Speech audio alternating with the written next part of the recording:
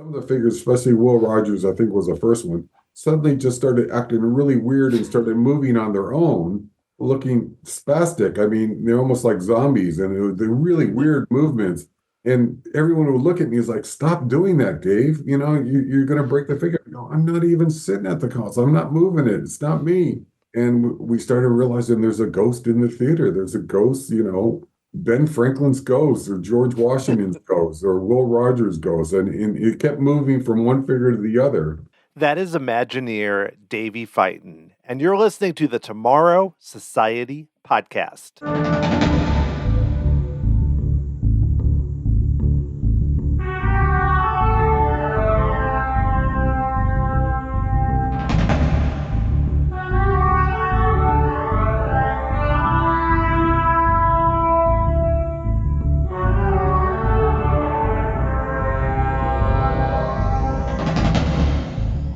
Hey there, thanks for joining me here on episode 219 of the Tomorrow Society podcast. I am here, your host, Dan Heaton, as always. Super excited about this interview with Imagineer Davy Feiten, who started out as an animator, went to CalArts, and was in that class with Brad Bird and Joe Lanzisero and John Lasseter and everyone else, and ultimately joined Disney and then moved over to WED and got involved with the programming and animating of the audio animatronics. So we talk about his background with that, also attractions like World of Motion, American Adventure, The Dragon in Paris.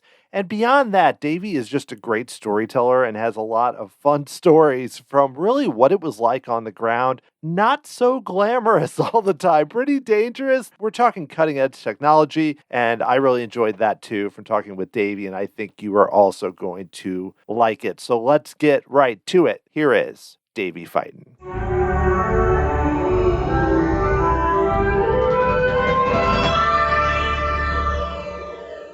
So I'm here with Chief Animation Director for Walt Disney Imagineering. He worked there for more than 15 years on attractions like World of Motion, American Adventure, Splash Mountain, Pirates, so many more. He also worked at Pixar in the 90s on films like Toy Story and A Bug's Life. There's way too many things to mention that he did on parks and movies. It is Davy Feiten. Davy, thank you for being here. Howdy, I'm still alive, barely. Well, it's great to talk with you because you worked on so many cool things. And I know we're going to hit on some and just a lot of fun stories about, animation and animating animatronics and everything else. I would love to start. I know you went to CalArts and you were part of a very well-known class of artists. So I'm curious even how you got interested in studying animation and then ultimately how you ended up going to CalArts. I went to art school in Colorado in Greeley and for 1 year, and I didn't like it that much. It was okay, but it's just kind of mediocre. And then I tried another school in Colorado, and I hated that. The teachers just weren't good enough. And so I immediately said, I'll go to CalArts, because I'd gone to a counselor and asked for advice, like, where should I go to school? And CalArts came up first.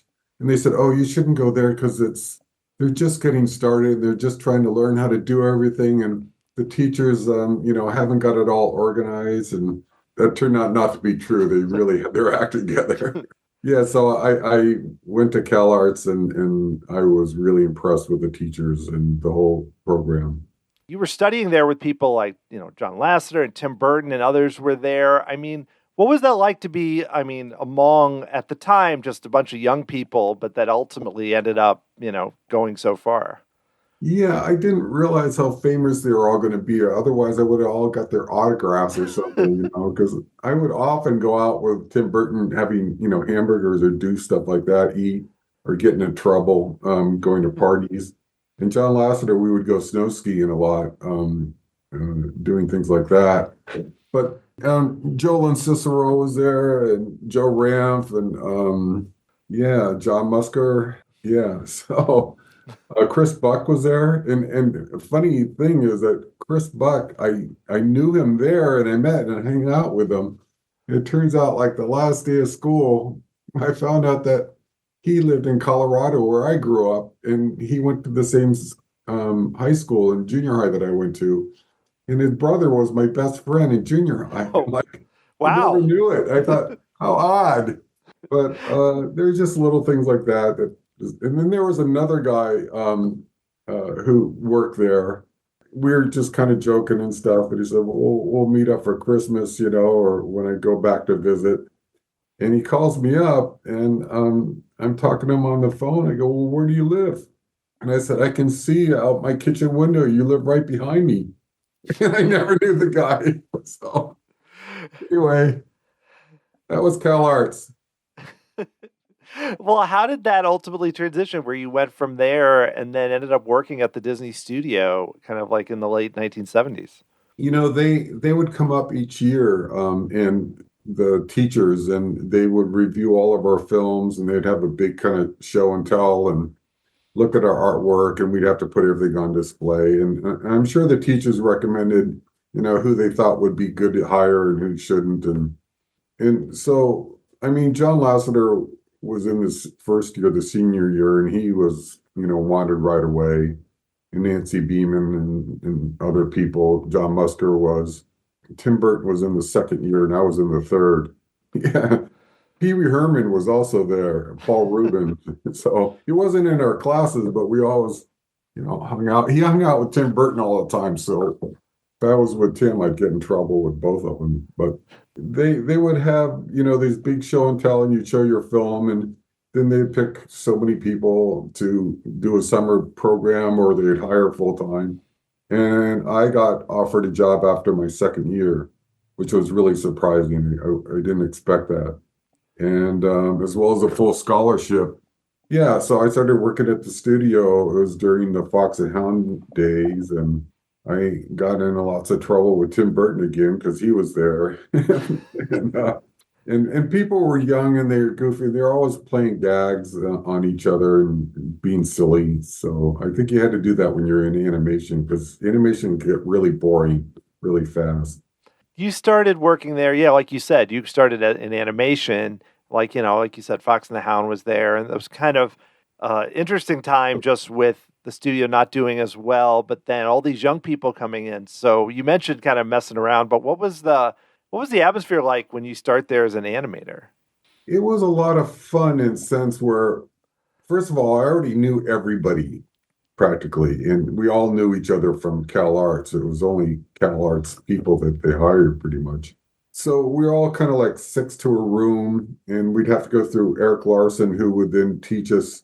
We'd have to do a little animation test and teach us how to animate, and we'd show, just do basic, walk and moving cycles and stuff like that, and real simple stuff.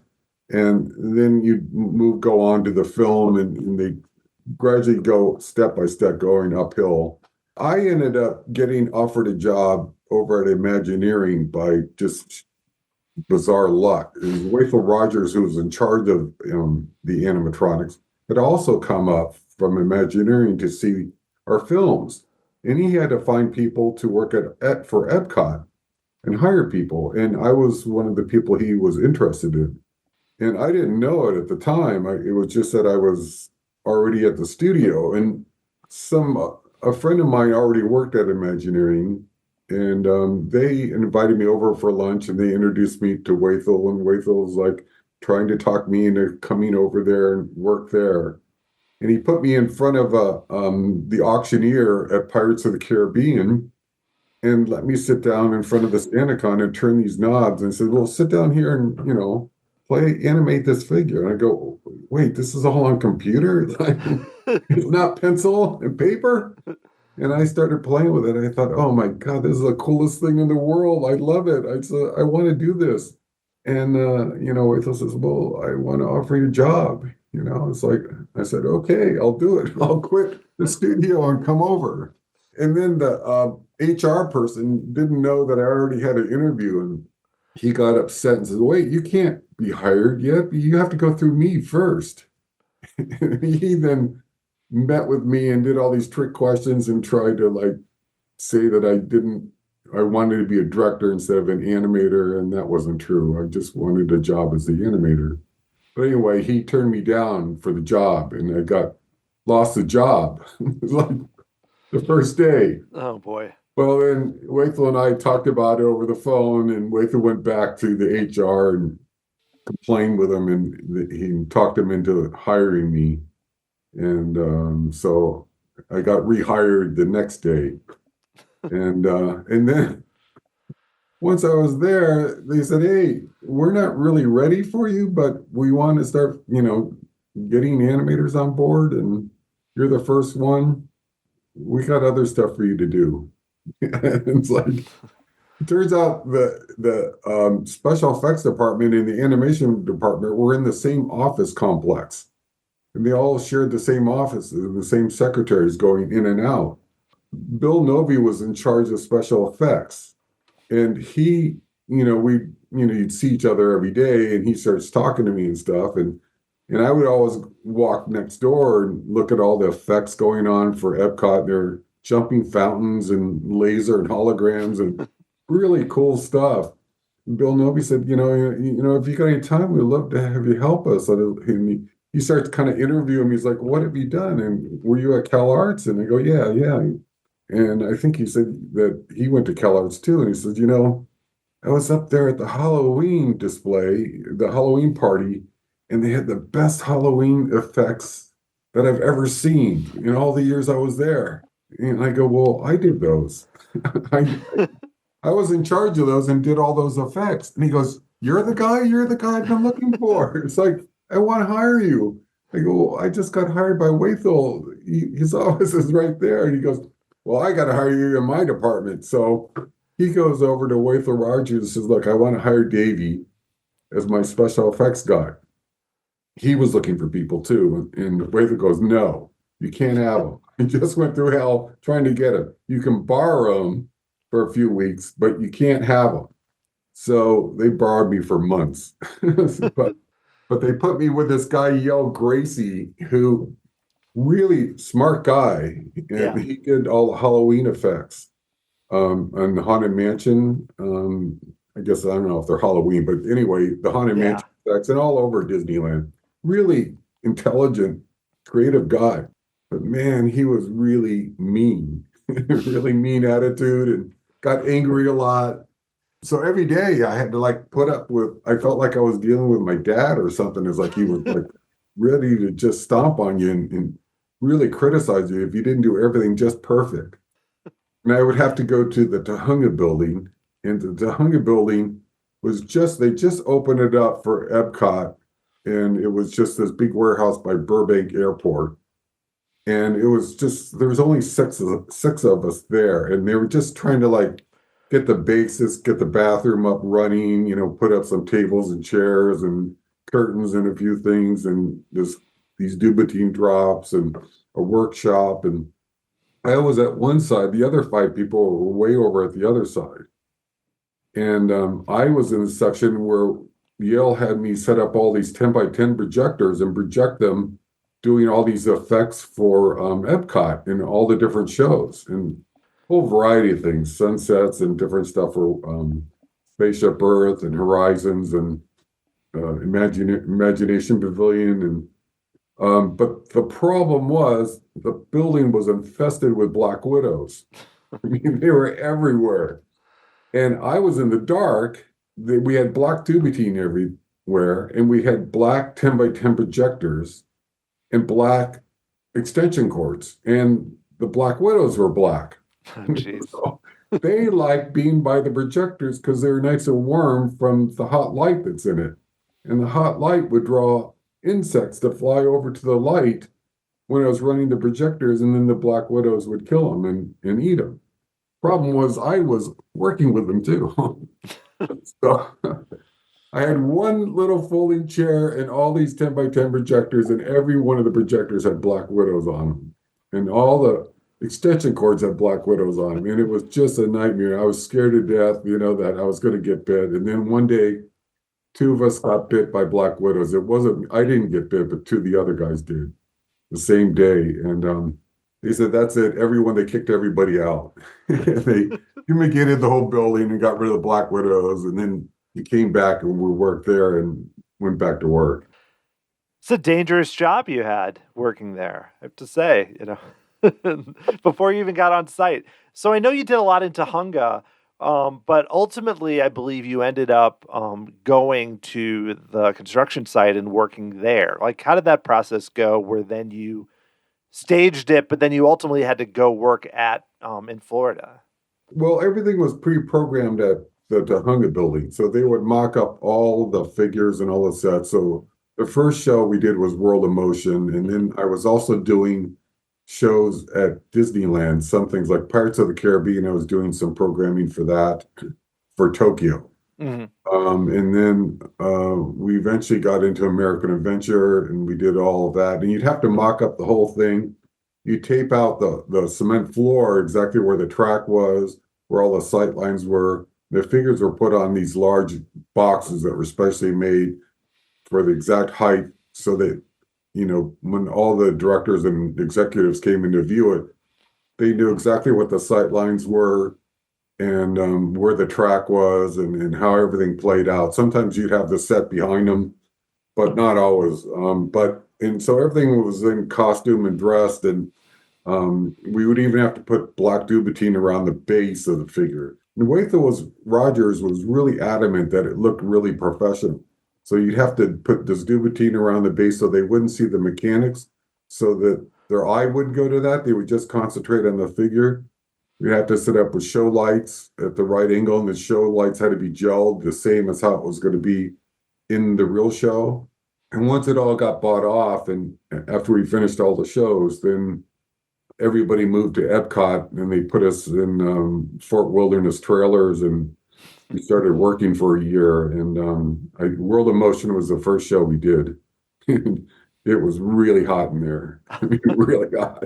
It was in the middle of summer and it was like boiling hot and everybody was sweating. There was no air conditioning and people were keeling over because they're melting. So You worked with Ward Kimball, and I know there were others too. I know Mark Davis was and Claude Coates. I believe others were involved, but Ward Kimball was kind of one of the leads there. What was it like to work with him? Because I think he's kind of a silly guy, from what I've heard.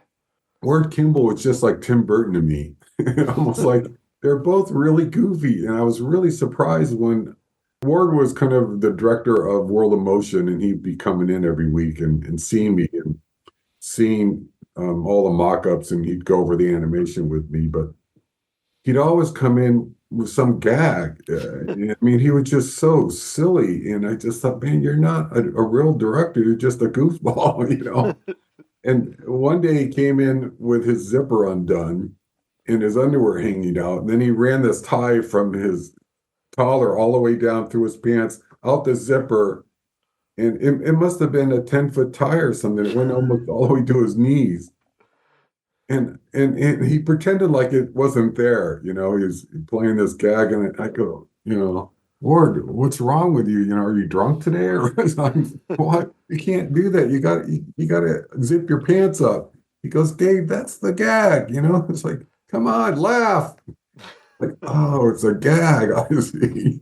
It was every single time he came in, he would pull something like that on me, and it never stopped. Well, World of Motion had so many gags in it constantly too, and with so many figures. I mean, so many animatronics. I can't imagine. I mean, what was your experience like on that? Just with there being, I just feel like there's so much to that. Especially, it's like Pirates in a way. I mean, without obviously not the boat and everything else, but there's just so much to it. It was a lot of figures, a lot of scenes. World of Motion. A lot of times we had the whole set. Sometimes. And they're actually building the sets right next door and mocking them up. So sometimes you could just go over there and look at the set and know where everything was and go back and look at the figures. I didn't like that they were so limited in motion. Animatronics are really expensive, and every time you add a function, it's several thousands of dollars to build that and install it. And unfortunately, they really try to make as few functions as possible and do it all more with staging and not so much with acting. So there was just real basic. So there might be for the balloon scene, he would just be waving and that's it, where you wouldn't have a full motion with full arms and everything. Because that's all you needed, because you'd only be riding by for 3 to 5 seconds and that's all you would see. So you didn't need any more than that.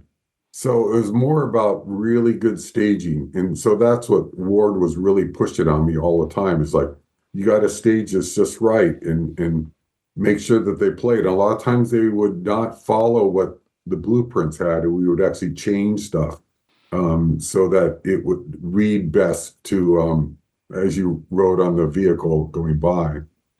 So I learned a lot about staging just from that show, but it was a little too simple for me, especially when you go to American Adventure after that. You go, oh my God, this is like full on animation, double A premieres. Like it was like going to the Academy Awards or something where everything was top notch.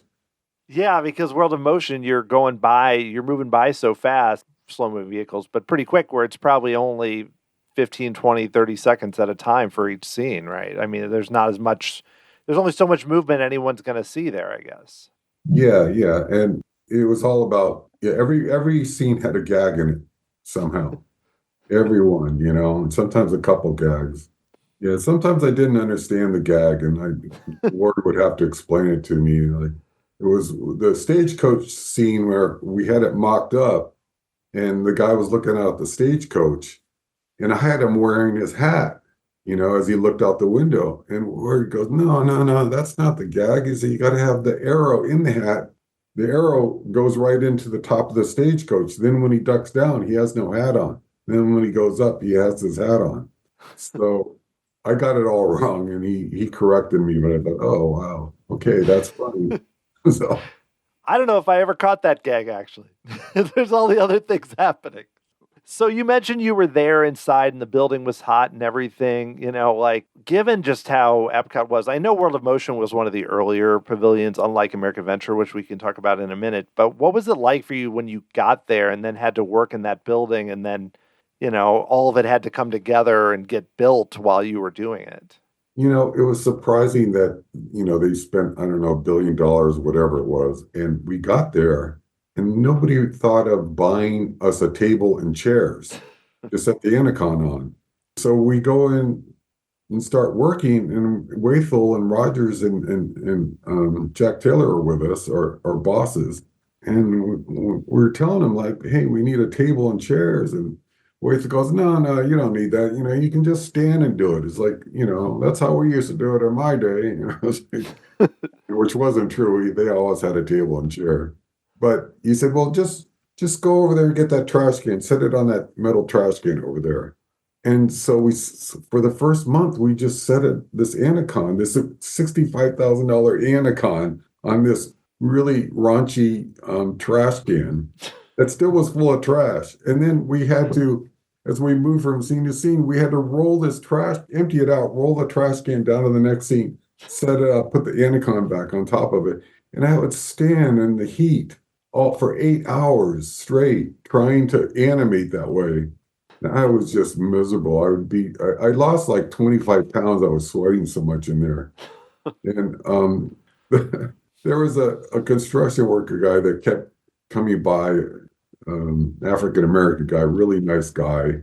And he kept coming by wanting to use the trash can. Like, no, we need it. He's like, no, he goes, no, I gotta put this stuff in. It's like, and then we'd argue with him and just joke about it. And one day we mocked him up when they were doing a press interview, and we, just as a joke, we mocked him up as the animator and not me for the press. And they caught us. And they already knew who I was, and they made us switch back, but tried.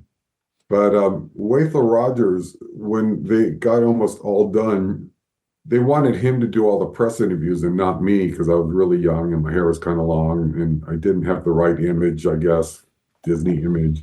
Wathel, looked real distinguished. He had a pipe and, coat and tie. So they were doing a live show and they needed him to sit at the Anacon in front of, some of the scenes for World of Motion and move the figure and program and talk about it as if he did it all, but he actually didn't animate any of it. But he was involved creatively. But to my surprise, after I'd worked with him all this time, I found out that he didn't know how to use the Anacon. He completely forgot. He didn't know what the buttons were and what they did. And that was the first time I learned that. It was a surprise because he'd worked with the older Anacon and they were exact same buttons, but he just had forgotten. And so he couldn't run anything, so they didn't know what to do. And this was a live show, so they put black Dubatine over the table, put me underneath, and then they had me reach up from behind, and I would actually push the buttons. I had them memorized by then, so I didn't even have to look at it. I could know by feel. And I would push the buttons and run the show, and he would act like he was doing it, but I was really actually, it was my hand and his left hand and my right hand, and he kept his other hand down underneath the table. So the hands. So the press were there. They were in person, and you were laying under the table pressing the button. Yes, they knew I was underneath there, and they knew that I was running it, but that's how they did it. But I kind of missed part of the previous story is that because we were running everything on that trash can, Eric Swap, who was my technical support guy, who was helping me, he'd fix anything. He was really good. He finally got really angry and pissed off and just got in the car and went to, I don't know, Target or Walmart or something like that. Bought 2 tables and a couple chairs, folding 4x4 tables, and came back with them and then gave those guys the receipt. He said, "You're paying for this." It's like, and they were like, "Oh yeah, why didn't you tell us? Yeah, sure, we'll do that. Yeah, we'll pay for it." It's like, but anyway, after we finally got a table and chair, he bought an extra one for Doug Griffiths so that he'd have one. He had the same problem. Yeah, I can't imagine doing complicated programming on the top of a trash can. That doesn't seem to be ideal. Yeah, it wasn't smart. And it was just a disaster waiting to happen to, someone knocking it over or whatever.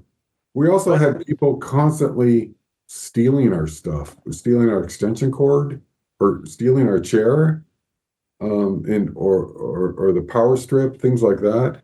We learned after a while we had to buy a tablecloth, a plastic tablecloth, and cover the Anacon every night so that people didn't spill drinks or spill something on it, or dust and dirt get all in it, because it would get so dirty from all the construction that it would get inside the Anacon and make it malfunction.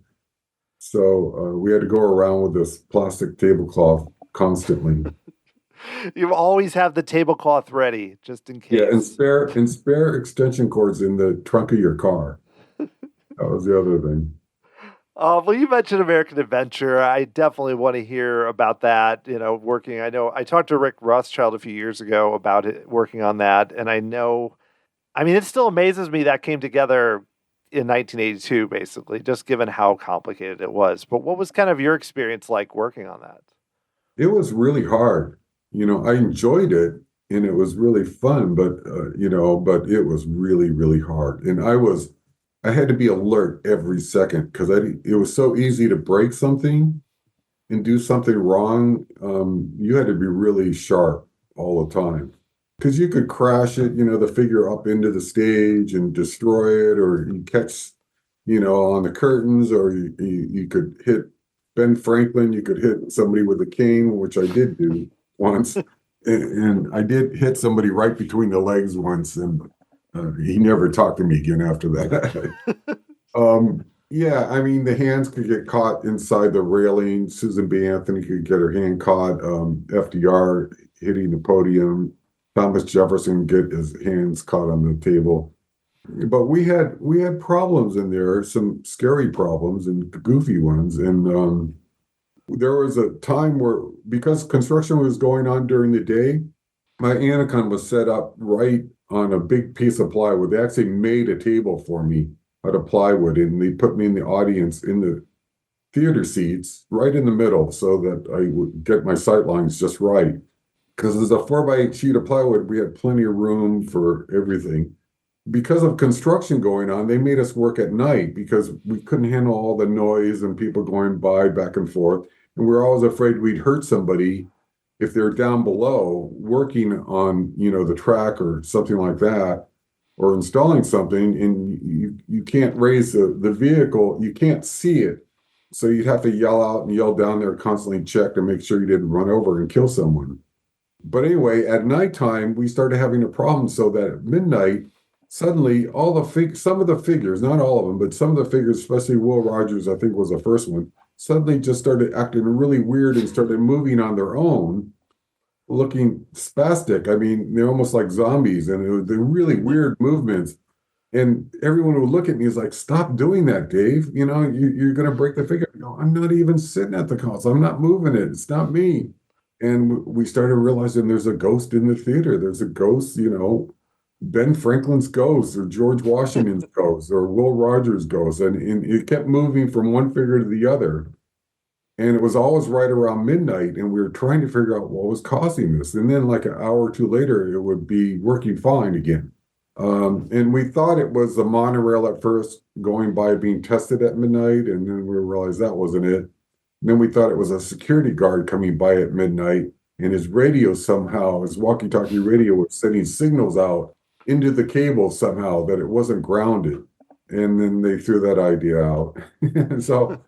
And we started running out of stuff. And finally, one day they said, "Okay, we're kicking everybody out of here. We're disconnecting all the cables to all the cabinets." And we realized that some of them are wired wrong. They're color coded and they're not in the right order.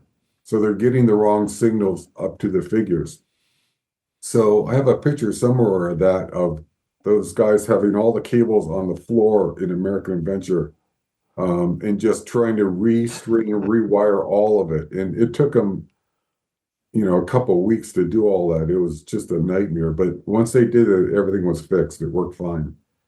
And the ghost was gone. So weird. It still doesn't make sense to me why just at midnight that happened. Like, it wouldn't have just happened all the time if you had bad wiring. Yeah, you would think so. Yeah. But yeah, that's why we couldn't figure it out. Right. So you mentioned Will Rogers, and we had the lasso, and I know there's like Ben Franklin up the steps. I mean, some of those to me seemed very challenging to figure out how to make a figure do that. Did you have challenges being able to find a way to make some of those like complicated movements work? Will Rogers, it's so bizarre. People's thinking they just put a rope in his hand and they just turned to me and said, "Well, just do rope tricks with him. You should know how to do that, Davy." I go, "No, I'm sorry. I'm an animator. I don't know how to do rope trips." And they just had a regular rope in there. And so I tried to animate, trying to do some, lariat type moves and stuff. And I go, "This doesn't work. So I went back to Bill Novy and the special effects guys. And what's good is I kind of was friends with those guys. And I said, "Hey, I got this problem. You guys got to help me figure this out." And they came back and they ran a wire and created another lasso with a wire in it that was actually a real thin, hard wire that made it much stiffer and kept the circle of the rope. And then when they attached that and I started moving it around, the rope tricks worked just fine, and the lariat just looked perfect.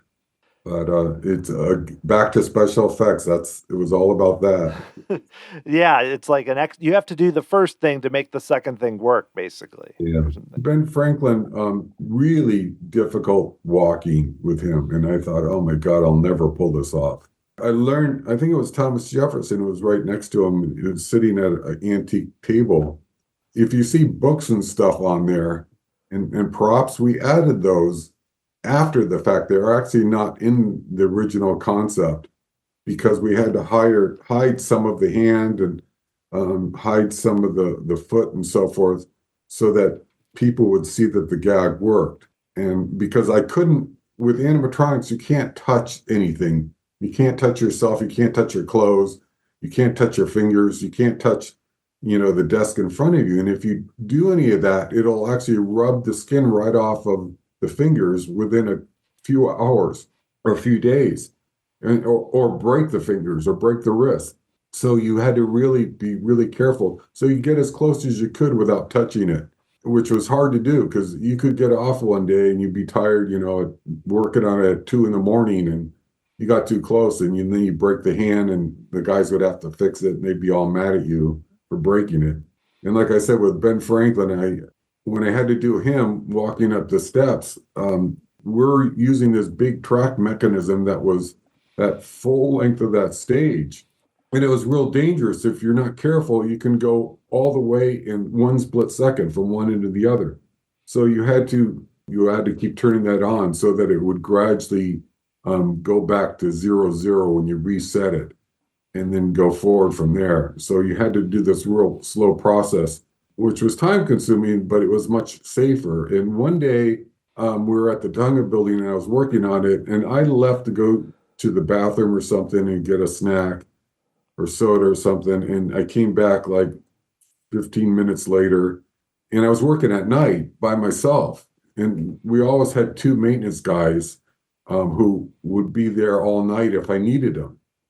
And I was working on Ben Franklin. And it was always better for me to work when nobody else was around, because otherwise they would just bother me. They keep asking me questions, and I need to sit next to you and ask you all about your life while you're programming Ben Franklin, and tell me how you're doing it, and let me tell you how to work, and let me tell you how to be an animator. And like, people wouldn't leave you alone. It was so awful.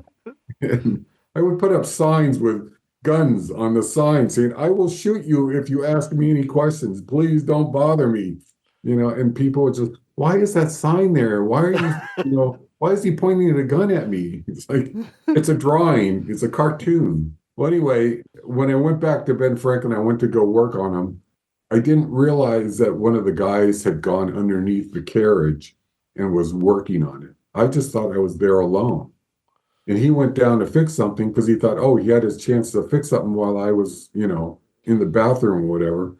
And I come out, I go to turn it on and run it forward to run the show forward. And Ben Franklin starts walking forward, and he tries to climb out of there and says, "Hey, I'm in here." And Ben Franklin ran right into him and hit him between the leg with his cane and really hurt him.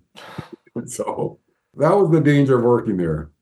Oh, yeah. Did you go back then, like years later, and update some of the animatronics for American Adventure, like to make them, I guess, to make it easier when you had different technology?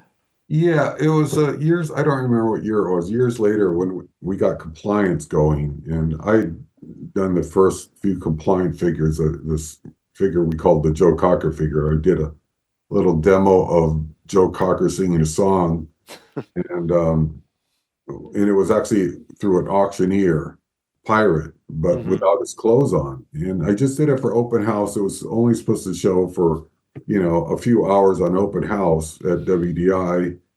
And it turns out they liked it so much they kept it for years and years. They eventually put it at Epcot at Interventions, and it was there for about a year. But from that, the compliance worked really, really well and really improved the figure. You could move the functions much faster and quicker and more accurately without the whole figure shaking. Compliance absorbed all that shaking and shock, so you could turn up the gain or the speed so that you could move an arm function and make it real snappy. And they eventually put it in Lincoln at Disneyland. I have a different story about that. But from that, we eventually did American Adventure, and we put in a bunch of figures. But we were limited on time, and they didn't want to have the show down for very long. So Doug Griffith came on and helped me animate it. And we just split it up 50-50. So he did half the figures, I did the other half. And we had to work long hours to try and get it done so we could get the open to the public again. Well, I want to make sure to ask you that Lincoln story, but first, real quick before we leave American Adventure, I believe you make cameos in some form there as like a model. Is that still true? Yeah, so I wasn't a real model in real life. Well, no. No, but for some, I don't know, the guys, the painters upstairs, Sam McKinn was one of the main painters who do these beautiful paintings for American Adventure in the backgrounds, and a few other guys. Well, anyway, they needed someone to pose, for the revolutionary scene and a lot of other scenes. And rather than go out and hire a real model, they would just say, "Well, who's in the building?" And that looks like who I want. And I seem to get picked a lot. So Sam McKinn would order clothes from the wardrobe department over at the studio, and they would dress me all up in these Revolutionary War type clothes, and then they would take me in the parking lot, and had me up against a building and I have to do all these different poses while they took my picture. And I did a lot of scenes. I was a lot of dead guys in the scene, I noticed. So, but you can actually recognize me in some of the scenes. There's another guy, Mike, who did a lot, and I think it was Jeff Burke hmm did, Two Brothers song. Right. So yeah, almost all those people are all Imagineers that work there. Well, you mentioned that you had a story about Lincoln, so I should ask you about that now before we move on to any other attractions. Oh God, I'll probably go to Disney jail if I say this story again. So If you don't want to say it, I understand. no, I'll say it because I've told it before and I didn't get any, you know, mean letters back. But anyway, we had 2 weeks to program the new compliance figure for Lincoln, and it was like a big deal at Imagineering because it was the first figure with compliance for the public, and they really wanted it to be amazing and do all this motion. But Lincoln is really subdued. He really doesn't do all these violent moves. Pirate would be better for this, or Chief Joseph was better for it in American Adventure. But anyway, so I programmed the whole figure, and they were running short on time and they had all these press people coming in. And so the morning, I had to get it done. So I had to work straight through the night, 24 hours straight without any sleep. And I got all done. And they said, well, at 8 o'clock, we're going to have all the press come in and they're going to sit behind you. We want you to run the show for them. And then they're going to ask you all kinds of questions. But since we only have an hour, we're going to have you be interviewed by all the press at the same time, all like 40 people. I go, okay, whatever you say, and Eric Swap was with me then, and he, the technical guy, and Eric was nice. He would sit way off to the side because he didn't want to be on camera and he didn't want to intervene or whatever. But he was always cracking jokes every day. He was keeping me happy, keeping me going by cracking jokes. So anyway, so we ran the show. The press they liked it, and now they wanted to film it, but they said, well, look, we want to film you at the console actually moving Lincoln. And I said, sure. Okay. So my the Intercon console was still set up in the middle of the theater, and all the press were behind me. And I had to keep turning around, looking at them and answering questions, then turn back. They go, well, we'll move a function. So I moved the head turn. They go, well, move another function. And I move the head nod, and I go, well, do something else. And I go, well, here's an elbow. And I go, well, do you have anything more impressive? I mean, that just like, can you do something more than that? And so I push this button that turns on all the lights at the same time. And it's just a light test button to make sure all the lights are working. And we put that in just for us in case the light bulbs burn out. And I turned that on, and the whole Anaconda lit up like a Christmas tree. And I go, oh, that's great. It's like, now can you really do something great with Lincoln? And I go, well, I'm going back and forth like this. And I was so tired of being up all night. I leaned my elbow on the Anaconda and actually leaned on the wrong buttons. And suddenly Lincoln goes back to 0-0 position and tries to sit in his chair instantly in a split second. And he goes down so violently, he snaps an oil line and some functions in his shatters, and Lincoln lays down on the floor like he's dead, And suddenly Eric, stands up and goes, Lincoln's been shot. And the press goes, oh, that's great. That's just what we wanted. Okay, we're all done here. And they all ran out. And they all filmed that with real cameras. And I've never seen that footage, but I don't think it was on the news, but they actually filmed it somewhere. Yeah, that somebody from like PR was like, yeah, please don't talk about that. Yeah. Anything else. It was really embarrassing, and it took them half the day to fix Lincoln and get him back up and going. And they opened the show probably, 2 o'clock that afternoon or something. Well, yeah, that's crazy. Well, I want to ask you about a few more things you worked on beyond Epcot.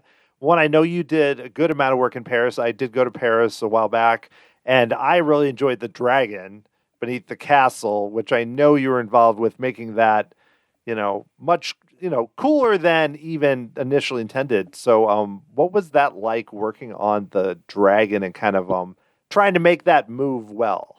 Well, the Euro Disneyland, I was really impressed with. It really came out good. I really liked their Pirates of the Caribbean. I added a couple new scenes in it, the sword fighters, and this pirate swinging on a rope. I came up with those ideas and sketched them out. They put them in.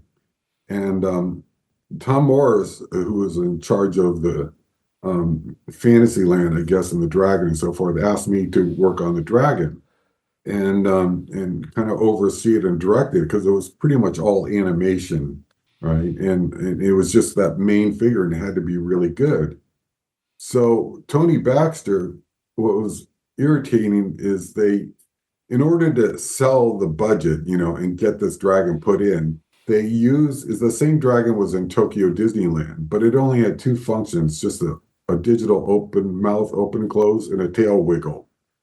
And that was just lame. I mean, it was not impressive at all. And Tony said, well, that's what we budgeted for. But Tony Baxter knew me, and Tom Morris knew me too well. They knew that if I went in there, that I could get more functions in the figure. And so Tony said, you figured out, Davey. And Tom said the same thing. You go to Mickey Steinberg and ask for more money. And I thought, oh God, I'm going to get fired for this. And everyone was afraid to deal with Mickey on money, because he usually got really mad. So I had to go to Mickey and ask for all these functions. And I went in and I ordered all these functions and told him exactly how to build the figure and what I wanted. And I actually wanted more than that, but I was right on the borderline of, being fired or whatever, or replaced. So we started building the figure and nobody was stopping me. Oh, great, Mickey didn't stop us, and so they build a figure and the wings are on, the neck's all on, it's looking really good. They have all these functions in, it's just what I wanted. Real happy with it. Suddenly Mickey comes in with the budget guy, really pissed off, and says, he's like, you spent too much money on this. He says, I want you to cut something out of this dragon right away. He's like, see those wings? What does a dragon need with wings? Cut those wings off. And I go, well, I can't cut them off. That will cost me more money. They're already built. He said, well, cut one of them off. It's like, no, I can't. You got to have two wings. He's not a handicapped dragon. He needs both wings. Well, cut something else off. And he says, well, cut off his tail. He doesn't need a tail. Cut that off. It's like, no, the tail's all done. There's no point in cutting it off. He's all mad at me. He's like, well, cut something out of the shows. Like, you got to cut something. You're too expensive. You went over budget. And I go, and I'm looking, and I grab the sheets from the budget guy, and he's kind of laughing at me the whole time because he knows this is coming. And I'm looking at it, and he goes, okay, see these lights here? I'm going to cut all these lights out. And Mickey goes, good. How much does that save? And there's so many thousands of dollars. Great. Let's cut those lights out. What else can you cut? I go, okay, how about these water drips? We'll cut out half these water drips. We don't need all these. And I was like, great. What else you got? And it's like, maintenance lights. I don't need these maintenance lights. And he goes, oh, great. Okay. And so we cut them out. So we have no maintenance lights. So you can't go in there to fix the figure. You can't turn on the work lights to see it because the maintenance lights have all been removed, right? So now all the guys at Epcot are watching this. The guys that build the figure, they're watching me being yelled at and, tortured by Mickey. And they're kind of laughing because they know what's going on. And so Mickey and the budget guy leave, like they lowered the budget. And we get to Euro Disneyland and I'm telling the special effects guys to sneak some water drip effects back in a few places, which they did without telling anyone. And then we didn't have any work lights, And so the guys that did the maintenance on the figures that helped me, repair things that work for Maple there, they go, yeah, we know about that. Don't worry about it. We'll handle it. And so what they did is they snuck over at night to Pirates of the Caribbean. They stole all their work lights and brought them over to the Dragon and installed them in there. So then the crew in Pirates of the Caribbean had to buy all new work lights over there because we stole them. So that's how it worked. that that's how it worked. Well, you mentioned pirates. I believe I know you did some work there, but with the sword fighting and how that ultimately worked, because that's really impressive. I think you did some work there that I would love to hear about. The Sword Fighters was my idea from the beginning. The director, Chris Teets, before when we were first getting going on concept design and so forth, usually we would meet with the creative team, the creative people, and Chris was overseeing Pirates, and I talked to him about changing the whole scene and developing it differently, where we have the treasure at the end, so it looks like you're trying to find the treasure all along. Where at Disneyland, the treasure is right at the beginning, so that story plot doesn't work. So you have to put the treasure at the end.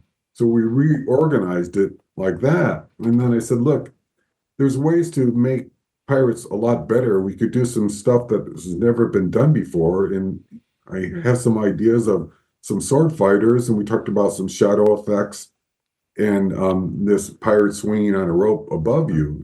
And he goes, well, can we really do this? And I go, yeah, I'm pretty sure we can. It's like, he says, well, we'll sketch it up, figure out, draw it up, show me what it looks like. So I did a bunch of sketches, and then we started figuring out what all the functions were. And I go to Larry Shelton, who's in charge of Mapo, of how to build stuff. And Larry's like, "Oh my God, you want to do what? You want to have sword fighters fighting with real swords, hitting each other?" I go, "No, no, no, they're real swords, but we'll take the swords and we'll make aluminum, so they're not real sharp, and they won't cut anyone. But they won't hit each other. They'll stop just before they get to each other, and we'll do a soundtrack on there so it sounds like they're hitting, and that way they won't bust their arms all up." And he goes, "Okay." And we had to develop a whole thing where their legs are moving. It's on a track, and they're going back and forth. And surprisingly, it was all working, except that I was so busy. I was supposed to program, but then Doug Griffith program, which was fine. Doug's a really good animator. He did the sword fighters, and when he first did it, then he calls me on the phone. He says, "Hey, this doesn't work. These swords are those real thick pirate swords that we made out of aluminum." He says, "Those are just too heavy, and I just can't get any action. Let's switch to the swords to real thin ones." I forget what you call it, where it's more for real sword fighting. And so I said, "Great, let's do that." And so he switched the swords, but they went out and bought real swords. They're real sharp, and they would kill you if you're not careful. So they put real swords in there, and they started doing the sword fighting. And I kept telling them, "Look, just don't hit the swords against each other. I'll put the soundtrack, and once you're all done, I'll film it. I'll know exactly what it looks like, and then I'll just lay a soundtrack on top so it sounds like they're hitting." And that's really hard to do and not hit, when you're trying to swing an arm. It took them more than a month or a few months to do that. It was really complicated. They had to keep trying it. Well, anyway, Paul Reedy, who was our manager, went down to see Doug and see his work, and I wasn't there. And then he tells Doug, like, "I think the sword should hit. You should have the swords hit. I mean, they should be able to be strong enough to withstand that and last." And so Doug says, "Okay, well, that's Doug's boss. That's his manager." And so he changes it to where all the swords are hitting, And I find out about this after it's all done, because they send me the video and they go, "Hey, what's going on here? The swords are really hitting. I can hear them. I can see them on this video soundtrack." And so I said, "Well, I got to fix that." And I said, "Well, it's too late. We got to ship them." And so they shipped them to Paris to be installed, and they installed all of it. So when I got to Paris, I had to spend an entire month working night shift every night, trying to reanimate exactly what Doug did completely over, but do it where the swords weren't hitting, just a couple inches apart. And I finally got it all finished. And by then I threw my back out and was in a lot of pain trying to sit there cramped in this tiny little spot, across the water trying to program it. Well, I would like to close. I have a few questions that I got submitted by a few listeners who were excited to hear your thoughts. So you're okay, I would like to ask them. Sure. Okay. Well, you worked on multiple versions of overlays for the Country Bear Jamboree. You designed and created the Bear Band Christmas Show, and you worked on the Vacation Hoedown. Disney has decided they're going to now update the show with like country versions of Disney songs. And I had a listener who was curious about what you thought about that, because I know with Vacation Hoedown especially, you were like looking through so many songs. So now they're doing something different with that show. I was curious what you thought. I don't know what the songs are. I mean, I have a rough idea, but I don't like the idea personally. I think it's wrong, and I learned that from doing all these different bear shows. And not only the vacation show and the Christmas show, we had to do 10 additional shows, other concepts. So we tried all kinds of concepts that we pitched, and we ended up only selling those two. And in the vacation show, we didn't even want to do because we didn't think it was good. We wanted to do all country. And talking to fans and who really like the country bears, especially in Florida, we thought it should be all country songs and that they should use current country songs in the bear show. That's what people want, because then they know the songs, they already like the songs, and then they can sing along, so they really can get more into it. Where I'm not sure that this new idea is going to work. I could be wrong, because there are well-known songs, there are Disney favorites. It's just having the bears do that. I don't feel too hot about it. Yeah, and they haven't released much besides like Bare Necessities of what songs it's going to be. So I don't know. It's interesting because I'm with you mostly on this. But I don't know what all the gags, like the sets and the gags and little intricate little in the costumes and props, those might be real funny. Right. If they went for the humor, they could get a lot of comedy in there where you kind of don't care. You just laugh the whole time. So hopefully that's what they'll have. Yeah, because the old songs in the original version, I wouldn't say I know some of them very well, but like Blood on the Saddle, I don't know. But that's funny because it's Big Al. So that could make a big difference for sure. A lot of those figures are really old and worn out, and I don't know how well they're going to transfer and hold up for this. That could be a problem. They really need to be replaced with all electric figures. Mm-hmm. And that would be a much smarter, but then you'd have to reprogram that for all those shows. Well, that leads well into another question I had, which you've kind of addressed this a little bit with compliance, but what are some of the big changes in animatronics or how you program them that has like really made a difference from when you started to kind of later parts of your career? When we started, it was all hydraulics and pneumatic. It was 500 pounds of oil pressure and 80 pounds of air pressure. And you had these air valves down below the figure. And for me, you also had a reel-to-reel tape player that you had to rewind each time you wanted to listen to the soundtrack. Where now it's in the computer system was called Big Blue, this big giant IBM that took up an entire room. Now you can just do it on a laptop. You don't even have to have a reel-to-reel. It's all, the soundtrack's on your laptop. So it's just so much simpler, just a real small, simple computer. You can still do the Anacon if you want. Apparently, the guys are not using the Anacon, the new animators, because they kind of all grew up using Maya and programming with line curves on the computer, and you just adjust the curve and put down, beginning and end points and adjust the curve to do slow in and slow out. But that actually I've done both, I'm working at Pixar and working on 20 animated movies, all using computer animation, including Maya and Pixar software. That's great for film, but it's a real slow process to do on animatronic figures. Now, the one advantage they have is that you have to make a 3D model of that bear, and then animate it, off stage, not there at Walt Disney World. Animate it, get the animation just how you want, working with exactly what the functions are in the bear. because you don't have a full every function in a human body. You're limited on a lot of functions. So it has to work for that. Plus, you have to compensate for that weight and the restriction of the fur and the clothes and the guitar. All of that can slow that animation that you just did to where it doesn't work very well. So you have to compensate for all of that in some fancy software. And that way, when you go in and install it, hopefully, if the figures are tuned correctly with their gain, offset, and stroke, if that's all tuned correctly, it should play back and work. But a lot of times it doesn't. You have to tweak it here and there and adjust it. So that's a little tricky. The only advantage of that, it takes a lot longer off stage, but its only advantage is the ride isn't down as long. You can get the ride up much faster so that the guests, more people can see the show. That's interesting. Well, one last question I received. You mentioned that you worked at Pixar, which I know we haven't really dug into, but then you went there and worked on Toy Story and others in computer animation, 3D animation. Then you did other projects. I know you did some for Universal and then possibly from Disney, I believe.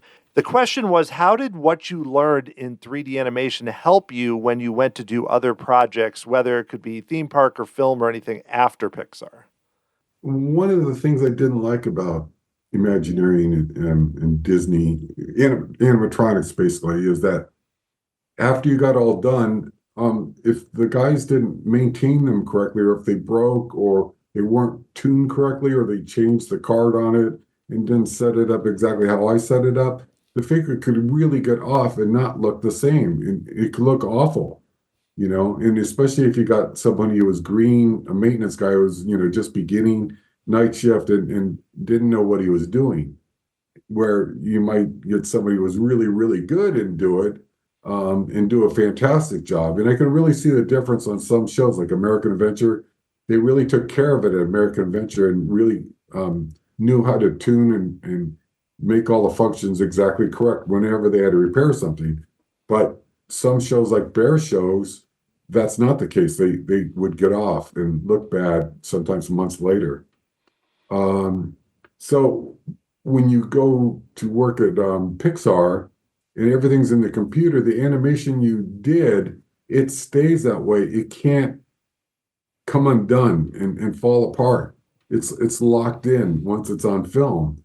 So that was so much nicer to have that ability. And plus, you could do so much more on film. You can, animate the legs, you can animate the figure walking or running or doing stunts, and they could jump in the air and run and tumble and fall over. You can't do that with the animatronics. It's just too limited. Maybe the new Tesla robots someday in the future you can. But yeah, so you really could improve at Pixar. But what I didn't like about Pixar, I didn't like Pixar's software, but the animatronic software was so much better than Pixar's in a sense, where it was more user-friendly, easier to use. You didn't have to learn all these Unix commands. And there's too much commands where you had to memorize all of it, and it limits you too much and slows you down. That's interesting. That's the differences. Well, I know we've only covered a small portion of your career, Davey, but this was really great to talk with you and learn so much more and all the great stories. A lot of danger, very dangerous, I learned. But thank you so much for being on the podcast and talking with me. Well, thank you, and I hope we do it again sometime. Next time, I'll tell you all the ways I try to kill myself on the ride. So, well, that's a good teaser for the future. Well, that was really fun. Right away, I have to give a lot of credit to the Progress City Radio Hour podcast by Michael Crawford and his brother Jeff Crawford. Michael did 2 interviews with Davy Feiten last year in April and May, and that covered more than 4 hours of interviews. And so they dug a lot further into some attractions that Davy worked on. There is some crossover, But if you enjoyed this, I mean, I would love to talk with Davy again, but if you just can't wait for that, if you enjoy this, it's episode 57 and 58. And overall, that podcast is very good. They've done some really in-depth interviews with Scott Hennessy, who I also talk with Doris Hardoon, with so many other Imagineers. They also focus in on certain pavilions at Epcot. They both have a really laid-back style. Michael was a guest on this show several years ago and was super fun to talk with. He also wrote the Progress City Primer. I just want to give a big shout out about their show. And also, I use those for research. I also watched a video from Retro Magic last October with Davy Feiten. They focused on World of Motion, and he was there being interviewed and giving a few of these stories. And so that was also nice. If you'd like to see what Davy looks like and see him tell a few of these stories visually, that's on YouTube, and I will have links to both of these in the show notes so you can find them super easily. If you'd like to go back and check out past episodes of the Tomorrow Society podcast, we have 218 of them, including a lot with former Disney Imagineers like Tom Morris and Joe Lanzisero and Ethan Reed, and so many others. You can go to tomorrowsociety.com/podcast with an S at the end in order to check that out, or you can just look back in your preferred podcast provider, Spotify, Apple Podcasts, wherever. And when you're on those services, if you leave a 5-star review, I will read it on the show. You can do a 5-star rating on Spotify. It makes a huge difference. Thank you so much for all the help. If you'd like to support this show, go to patreon.com/Tomorrow Society, where you can get access to some really cool perks, including bonus podcasts. I just added a third tier, which is going to include Attraction Tribute bi-monthly podcast, and also gets you some extra perks like getting the chance to submit listener questions. I read a few of them from members of the Tomorrow Society on this episode that came from that. So if you're looking for a way to help out the show as we have moved to a full-on weekly format, go to patreon.com/Tomorrow Society, or you can buy me a Dole Whip. Make a one-time contribution at tomorrowsociety.com/Dole Whip. The music you are hearing right now was written by Adam Hookie and performed by the Sophisticated Babies. Next time, I will be talking with my friend and Amazing Race Canada co-host Jessica Leese. She recently went to Universal Studios Hollywood and Disneyland over the holidays with the crazy crowds, and she is going to give her trip report talking about everything they did there, including Star Wars Galaxy's Edge. They went to the Adventureland Treehouse. They also went to Super Nintendo World. She has a lot of thoughts about every attraction they experienced, and it was super fun again to talk to Jess. Thank you so much for listening to this show with Davy Feiten, and I will talk to you again very soon.